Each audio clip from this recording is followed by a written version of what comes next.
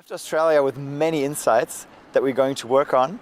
Right now we're in Africa, unfortunately without Jochen, but I've heard Africa is supposed to be one of the most beautiful countries on this planet. So I'm extremely excited, and our engineers are as well, because there's lots to work on. So we're going to hit the road right now. Potential surprises for a self-driving car would be potholes, big potholes, but also falling rocks from the cliffs that are sitting on the street that you need to swerve around, and very narrow streets we found here in Cape Town as well. So very complicated situations for a self-driving car. Just like in Australia, as soon as you leave the city and drive through more rural areas, there's many signs drawing our attention to the wildlife that is all around us. We've seen signs with penguins, monkeys, springboks, special toads.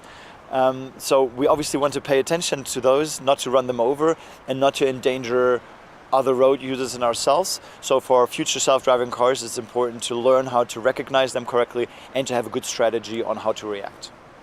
What we have not seen neither in Germany nor Shanghai or in Sydney is sand actually on the street, where you cannot see the lane markings anymore.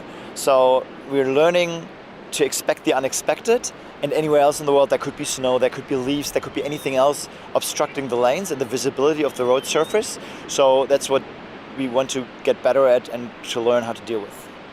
Our multi-beam system can detect pedestrians and shine a spotlight onto them, assisting the driver to see them correctly and pay attention to them, but also to inform the pedestrian on the road that the car has actually recognized the pedestrian on the side of the road. Just like damages to the road surface, on some coastal areas with a lot of wind that we encountered here, we've seen quite some rocks falling onto the street. There are signs warning us about those situations, but we've actually seen those situations as well. And it's very hard for the car to detect. Is it just a small rock that we just drive over, or is it a large rock that we definitely need to avoid?